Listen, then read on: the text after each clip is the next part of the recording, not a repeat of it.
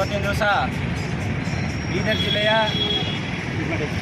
ವಿವಿಧ ದಲಿತ ಸಂಘಟನೆಗಳ ಒಕ್ಕೂಟ ಸುಮಾರು ಒಂದು 20ಕ್ಕಿಂತ ಮೇಲ್ಪಟ್ಟು ಸಂಘಟನೆಗಳು ಒಂದುಗೂಡಿ ಡಾಕ್ಟರ್ ಬಾಬಾ ಸಾಹೇಬ್ ಅಂಬೇಡ್ಕರ್ ಅವರ ರಚಿಸಿರ್ತಕ್ಕಂಥ ಸಂವಿಧಾನ ಜಾರಿ ಬಂದಿನ ದಿನ 26ನೇ ಜನವರಿ 2024ರಂದು ಡಾಕ್ಟರ್ ಬಾಬಾ ಸಾಹೇಬ್ ಅಂಬೇಡ್ಕರ್ ಅವರ ಪುತ್ಥಳಿ ಎದುರುಗಡೆ ಬೃಹತ್ ಬಹಿರಂಗ ಸಭೆ ಸಮಾವೇಶವನ್ನು ಹಮ್ಮಿಕೊಳ್ಳಲಾಗಿದೆ. ಈ ಜನಜಾಗೃತಿಯ ಬೃಹತ್ ಸಮಾವೇಶದಲ್ಲಿ ಹೆಚ್ಚಿನ ಸಂಖ್ಯೆಯಲ್ಲಿ ಜನರು ಪಾಲ್ಗೊಳ್ಳಬೇಕಂತೇಳಿ ಈ ವಿವಿಧ ಸಂಘಟನೆಗಳ ಒಕ್ಕೂಟದ ಅಧ್ಯಕ್ಷನಾದಂಥ ನಾನು ಚಂದ್ರಕಾಂತ್ ನಿರಾಟೆ ತಮ್ಮೆಲ್ಲರಲ್ಲಿ, ಸಾರ್ವಜನಿಕರಲ್ಲಿ ಮತ್ತು ದಲಿತ ಬಾಂಧವರಲ್ಲಿ, ಅಕ್ಕ ತಂಗಿಯರಲ್ಲಿ, ಅಣ್ಣ ತಮ್ಮದರಲ್ಲಿ, ವಿದ್ಯಾರ್ಥಿನಿಯರಲ್ಲಿ ಎಲ್ಲರಲ್ಲಿಯೂ ಸವಿನಯ ಮನವಿಯನ್ನು ಮಾಡ್ಕೊತಾ ಇದ್ದೇನೆ. ಬಂಧುಗಳೇ, ಡಾಕ್ಟರ್ ಬಾಬಾ ಸಾಹೇಬ್ ಅಂಬೇಡ್ಕರ್ ಅವರು ಸಂವಿಧಾನವನ್ನು ಬರೆದು ಸುಮಾರು ವರ್ಷಗಳು ಕಳೆದರೂ ಕೂಡ ಇವತ್ತಿನ ದಿನ ಕೂಡ ಸಂವಿಧಾನ ಸಂಪೂರ್ಣವಾಗಿ ಜಾರಿಗೆ ಬಂದಿಲ್ಲ. ಬಾಬಾ ಸಾಹೇಬರು ರಚಿಸಿರ್ತಕ್ಕಂಥ ಸಂವಿಧಾನ ಯಥಾವತ್ತಾಗಿ ಇಂದಿಗೂ ಕೂಡ ಜಾರಿಯಾಗಲಿಲ್ಲ. ನಮ್ಮ ದೇಶವನ್ನು ಆಳ್ತಕ್ಕಂಥ ಮನುವಾದಿ ರಾಜಕೀಯ ಪಕ್ಷಗಳು ಸಂವಿಧಾನವನ್ನು ತಿರುಚಿ ಇಲ್ಲಿ ಒಂದಿಲ್ಲೊಂದು ಸಂವಿಧಾನದ ಬಗ್ಗೆ ಅವಹೇಳನಕಾರಿಗಳನ್ನು ಮಾತುಗಳನ್ನು ಆಡ್ತಾ ಈ ದೇಶದಲ್ಲಿ ವಿಷಬೀಜವನ್ನು ಬಿತ್ತಕ್ಕಂಥ ಹಿಂದೂ ಮುಸ್ಲಿಂ ಮತ್ತು ದಲಿತ ಮುಸ್ಲಿಂ ಮತ್ತು SC ಕ್ರಿಶ್ಚಿಯನ್ ಈ ಥರ ಜಗಳ ಆಗ್ತಕ್ಕಂಥ ಒಂದು ಪ್ರಯತ್ನದಲ್ಲಿ ಕುತಂತ್ರದಲ್ಲಿ ಆಗ್ತಕ್ಕಂಥ ಸರ್ಕಾರಗಳು ತಲ್ಲೀನರಾಗಿವೆ.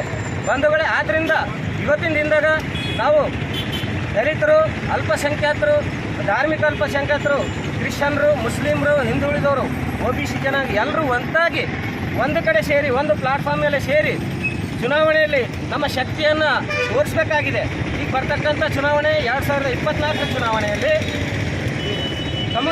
ಮನುವಾದಿ ಪಕ್ಷಗಳನ್ನು ಹೊರತುಪಡಿಸಿ ಸಂವಿಧಾನದ ಪ್ರಕಾರ ನಾವು ಮತವನ್ನು ಹಾಕಿ ಒಳ್ಳೆಯ ಡಾಕ್ಟರ್ ಬಾಬಾ ಸಾಹೇಬ್ ಅಂಬೇಡ್ಕರ್ ಅವರನ್ನು ರಚಿಸಿದಂಥ ಸಂವಿಧಾನ ಪರವಾಗಿ ಯಾವ ಸರ್ಕಾರ ಆಡಳಿತ ನೀಡ್ತದೋ ಅಂಥ ಒಂದು ಪಕ್ಷಕ್ಕೆ ನಾವು ಗೆಲ್ಲಿಸಿ ಬಹುಮತವನ್ನು ಕೊಡಬೇಕಾಗಿದೆ.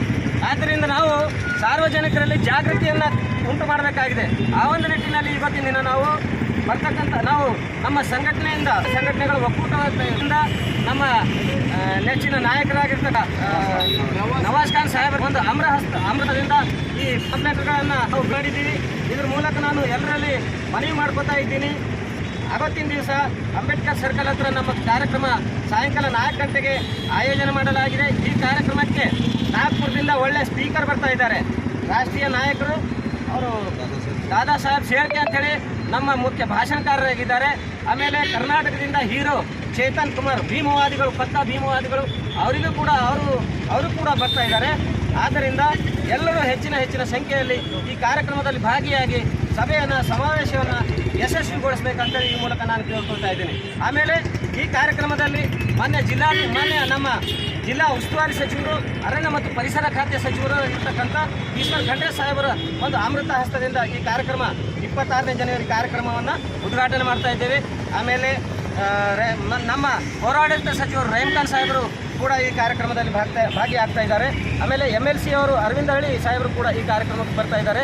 ರಾಜಶೇಖರ್ ಪಾಟೀಲ್ ಸಾಹೇಬರು ಬರ್ತಾ ಇದ್ದಾರೆ. ಆಮೇಲೆ ನಮ್ಮ ದಕ್ಷಿಣ ಕ್ಷೇತ್ರದ ಮಾಜಿ ಶಾಸಕರಾಗಿರ್ತಕ್ಕಂಥ ಅಶೋಕ್ ಖೇಣಿ ಸಾಹೇಬರು ಕೂಡ ಎಲ್ಲ ಜನಪ್ರತಿನಿಧಿಗಳು ಕೂಡ ಈ ಸಭೆ ಸಮಾರಂಭದಲ್ಲಿ ಮತ್ತು ಈ ಸಮಾವೇಶದಲ್ಲಿ ಆಗ್ತಾ ಇದ್ದರಿಂದ ಎಲ್ಲರೂ ಹೆಚ್ಚಿನ ಸಂಖ್ಯೆಯಲ್ಲಿ ಈ ಕಾರ್ಯಕ್ರಮ ವೀಕ್ಷಿಸಿ ಯಶಸ್ವಿ ತಮ್ಮಲ್ಲಿ ಮೂಲಕ ನಾನು ಮಾಡಿಕೊಡ್ತೇನೆ. ಜೈ ಭೀಮ್, ಜೈ ಸಂವಿಧಾನ್, ಜೈ ಭಾರತ್. जय भीम। आज हमारे चंद्रकांत निराटे साहब जो बहुत अच्छी बात बोले हैं, सबको मैं विनती करता हूं कि 26 तारीख के दिन जो प्रोग्राम है उसको बहुत से बहुत लोग आके इसका प्रोग्राम को सक्सेस करें। और सबसे विनती करता हूं मैं, और पूरे हमारे जितने भी साथियाँ हैं सबसे मैं सबसे विनती करता हूं कि भाई आके इस प्रोग्राम को सक्सेस करें। जय भीम।